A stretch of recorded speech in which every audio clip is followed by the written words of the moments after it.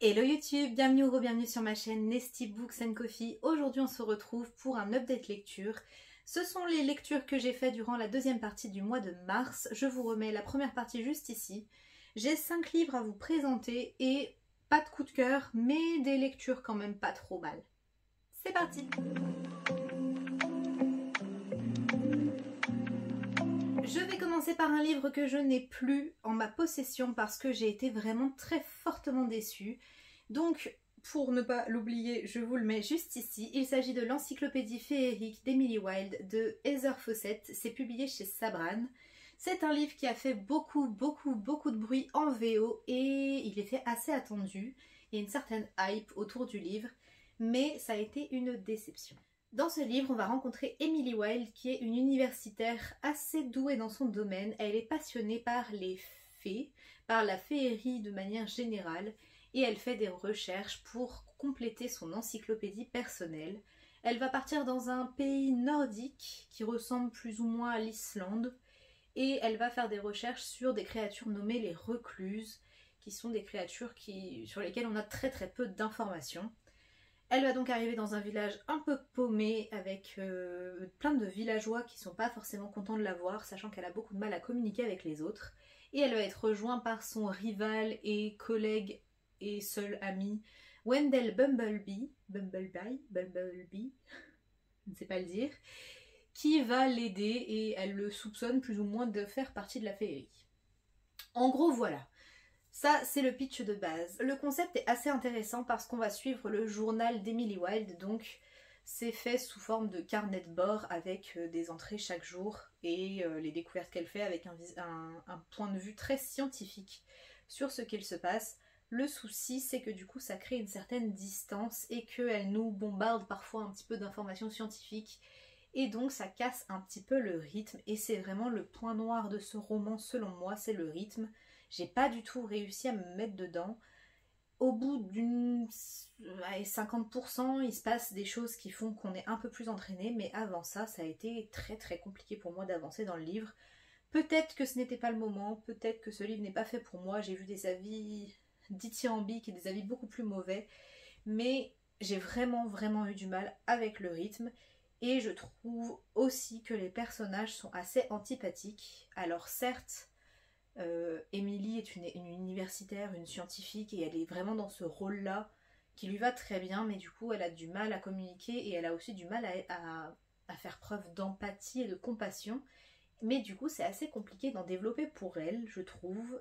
Wendell quant à lui est assez intéressant, il est plutôt solaire, plutôt amusant, plutôt petit bout en train quoi. Et on a ce schéma narratif d'un personnage assez grognon avec un personnage assez solaire, alors je crois qu'on appelle ça le Grumpy Sunshine, quelque chose comme ça dans la romance, qui fonctionne plutôt bien. Le souci c'est que la romance, moi j'y ai pas cru, elle sort un peu de nulle part. Les décors ont l'air sublimes, l'univers est vraiment bien fouillé, on est plus sur une ambiance hivernale avec des centimètres et des centimètres de neige, et je pensais que c'était plutôt printanier, donc je me suis un petit peu foirée sur ce coup-là. Mais en tout cas, ça ne l'a pas fait avec moi. Je pense que les idées sont très bonnes et que ça peut plaire à un grand nombre, mais ça n'a pas été une réussite pour moi et je ne l'ai pas gardé. Le deuxième livre que je vous présente, il s'agit de Noblesse oblige de Maewyn Alix, publié chez Slalom. C'est un livre qui me faisait tellement envie. On est ici dans une uchronie dans laquelle la révolution de 1789 n'a jamais eu lieu, donc on est toujours dans une royauté. Et on est dans une royauté avec les nouvelles technologies, la télé-réalité, ce genre de choses, et ça se base vraiment là-dessus, sur la télé-réalité. On va suivre une jeune fille qui va être candidate à une émission de télé-réalité dans laquelle on présente des jeunes filles du peuple à des nobles, à des hommes nobles, et le but est de faire des jolis mariages et tout ça, et on va donc la suivre. Elle, son petit plus, c'est qu'elle ne veut pas rencontrer un noble, elle veut pas se marier, mais elle est une rebelle et elle veut un peu renverser tout ça. Et on va la suivre dans ce périple, elle va se retrouver à Versailles dans une télé-réalité. Et on a toute cette critique de la télé-réalité, pardon, où tout est millimétré, tout est filmé, tout est mis en scène. On a vraiment ce côté mise en scène très fort. On va également suivre une enquête parce qu'il y a eu une mort suspecte à la cour, une précédente candidate. Et elle va essayer, donc notre jeune fille qui s'appelle, j'ai perdu son nom, Gabrielle, elle va essayer de comprendre ce qui s'est passé et elle va mettre le pied dans quelque chose dans lequel elle n'aurait jamais dû se lancer. C'est vraiment un livre qui m'a surpris parce que c'est glauque, c'est très glauque. En fait, il se passe des choses à la cour qu'on n'imagine pas et c'est... Oh, ça m'a mis extrêmement mal à l'aise par moments. Il y a des trigger warnings au début de ce livre. C'est slalom, mais c'est pas slalom mignon pour enfants. C'est assez... Il me semble qu'il y avait des trigger warnings. Oui, oui, oui, oui. Voilà, il y a certains moments où j'ai été un peu surprise, un peu mal à l'aise, un peu dégoûtée par ce qu'il se passait. Et c'est une lecture qui bouscule, qui dénonce beaucoup de choses. On a une vraie... C'est un roman assez féministe, assez... Enfin, plein de sororité. Et aussi avec une enquête, un rythme très haletant, très soutenu. On a très très peur pour nos personnages et ils sont pas forcément épargnés. Et bref, je vous le résume très très mal, je crois, et je vous le vends très très mal, mais c'est vraiment un livre génial que je recommande grandement si jamais vous êtes intéressés. Et ce côté royauté, télé-réalité, c'était un très très bon mélange et ça permet d'aborder beaucoup de sujets qui sont assez importants, donc voilà. Je vous le recommande beaucoup, même si je vous le vends très mal. Un autre livre de chez Slalom qui m'a surprise par plusieurs aspects également, il s'agit de Not My Problem de Ciara Smith. Je ne sais pas le prononcer, j'avoue. Sachant qu'il y a plusieurs prénoms en gaélique dedans et du coup j'ai toujours du mal à les prononcer parce que je ne maîtrise pas du tout.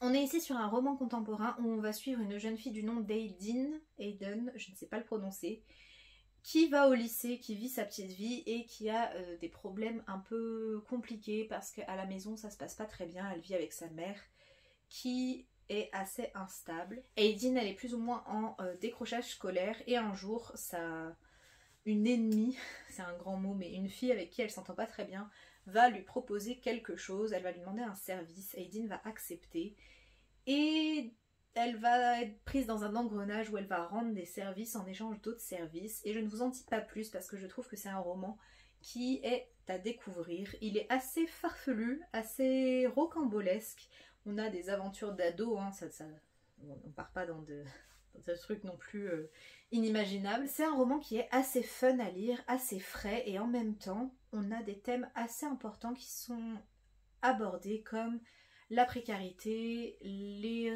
relations mère-fille qui sont pas toujours très très saines et d'autres sujets, je ne vous en dis pas plus également pour vous laisser un petit peu la surprise. Dans ce livre on a également une représentation homosexuelle entre deux filles, donc je trouve ça plutôt cool. Et on a des relations amicales qui sont vraiment très très belles, très fortes. Et ouais, c'est un livre qui m'a un peu émue et en même temps qui est comme une bouffée d'air. C'est vraiment vraiment une belle recommandation pour le printemps, je trouve, parce qu'on a ce côté un peu lourd et ce côté un peu léger à la fois. C'est une très très belle réussite et j'ai très hâte de lire le prochain livre de l'autrice que j'ai dans ma pile à lire mais que je me garde pour l'été parce qu'il y a une plage sur la couverture et que je trouve que c'est plutôt estival, mais celui-là je vous le recommande grandement. J'ai également lu La cabane de Ludovic Lecomte, publié chez l'École des loisirs dans la collection Medium Plus, je crois que c'est à partir de 15 ans, Medium Plus. Et ici on va suivre un garçon qui est enfermé depuis un certain temps chez lui, il n'arrive plus à sortir de chez lui, il a une phobie de l'extérieur et on dit qu'il est atteint du syndrome de la cabane. C'est un roman en vers libre qui aborde plusieurs thèmes, dont un dont je ne vous parlerai pas parce que ce serait plus ou moins un spoil, et qui aborde aussi l'angoisse, vraiment la peur, la tétanie à l'idée de sortir dehors. C'est un livre qui est assez touchant parce qu'on sent la détresse de ce garçon qui se retrouve enfermé et qui ne sait pas pourquoi il est enfermé, qui ne comprend pas ce qui lui arrive et sa famille non plus ne comprend pas et tente de l'aider même si c'est assez difficile. Et ce roman nous renvoie un petit peu à la période où on était tous enfermés pendant le confinement. Je pense que il y a un écho, d'ailleurs le syndrome de la cabane a été plus ou moins évoqué à cette époque-là, parce qu'on était tellement restés à l'intérieur que certains avaient peur de ressortir, et je trouve que c'est un roman qui est nécessaire sur cette angoisse qu'on peut ressentir, sur l'angoisse que ressent ce personnage, parce que je ne peux pas dire que je le comprends, mais ça fait écho à certaines craintes qu'on peut avoir et je trouve que c'est très très bien fait. je vous dis en très très peu de pages, hein, ça fait une centaine de pages, sachant que c'est hyper aéré parce que c'est des vers libres. C'est une très très belle découverte et je vous invite à le découvrir si jamais vous pouvez, vous le trouvez, parce que c'était assez chouette. Et enfin, le dernier livre de cette vidéo, il s'agit du dernier tome d'une trilogie et je suis tellement contente d'avoir fini cette trilogie parce que je peux attaquer avec la trilogie suivante. Il s'agit de Shade of Light de V.E. Schwab, publié chez Lumen. C'est donc le 3e tome de Shade of Magic, un univers où il y a 4 mondes différents, 4 mondes parallèles. Tous tournent plus ou moins autour de la ville de Londres. On a un monde où la magie a disparu, un monde où la magie est un peu présente mais pas trop, un monde où la magie est partout et un monde qui a été dévoré par la magie. Ici, on suit les événements directs après le tome 2, donc je ne vais pas vous en dire beaucoup parce que j'aurais très très peur de vous spoiler. Dans le premier tome, on va suivre Kel. Kel est un Antari, c'est-à-dire que c'est quelqu'un qui peut passer d'un monde à l'autre. Il va aller dans le monde où il n'y a pas de magie, le Londres gris, et il va se faire dérober un objet par une certaine Lila. Et je m'arrête là, parce que sinon je ne saurais plus ce qui est dans le tome 1 ou dans le tome 2 ou dans le tome 3. Mais on va suivre ces 2 personnages et d'autres personnages auxquels je me suis énormément attachée. Même les antagonistes sont vraiment très très bien faits. Dans celui-là, on a un personnage, un antagoniste un peu plus manichéen. Un personnage vraiment méchant pour être méchant. Donc c'était un peu moins intéressant que les précédents tomes selon moi, mais on a quand même une psychologie de personnage qui est très très développée. Pareil, je ne vous dis pas sur quel personnage particulièrement je trouve que c'est bien fait parce que sinon ça serait un gros spoil, mais on a des retours vers le passé, des choses pour comprendre les personnages, et j'ai trouvé que c'était une trilogie qui est vraiment très très réussie. J'ai préféré le tome 1 je pense, mais c'est une très très belle conclusion à la saga et j'ai hâte de lire le nouveau livre dans la nouvelle trilogie qui suit celle-ci, c'est Thread of Power, qui est sorti cette année. J'ai vraiment hâte de retrouver nos personnages parce que je me suis vraiment attachée à eux et il y en a certains...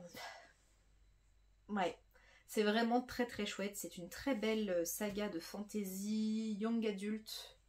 Oui, young adult, qui n'est pas trop violente, pas trop compliquée, mais qui a quand même un système de magie particulièrement intéressant. Donc je vous la recommande grandement. De toute façon, de manière générale, je vous recommande tout V.E. Schwab. Parce que je trouve que c'est un caméléon littéraire et qu'elle sait faire beaucoup de choses différentes. Et celui-ci est une très très belle réussite, c'est un très bel univers. Et voilà YouTube, c'en est tout pour cette vidéo. J'espère qu'elle vous aura plu malgré le fait que je bafouille et que je perde mes mots particulièrement aujourd'hui. Si cette vidéo vous a plu, n'hésitez pas à liker et à vous abonner, ça me fait toujours très très plaisir. N'hésitez pas également à me dire en commentaire vous ce que vous avez lu au mois de mars ou s'il y a des livres que je vous ai présentés qui vous tentent ou que vous avez lus, n'hésitez pas, l'espace commentaire est là pour ça. Si vous voulez laisser un commentaire mais que vous ne savez pas trop quoi dire, vous pouvez laisser une couronne pour noblesse oblige parce qu'on a une grosse intrigue autour de la couronne. Moi je vous dis à très bientôt dans une prochaine vidéo et surtout prenez soin de vous. Bye.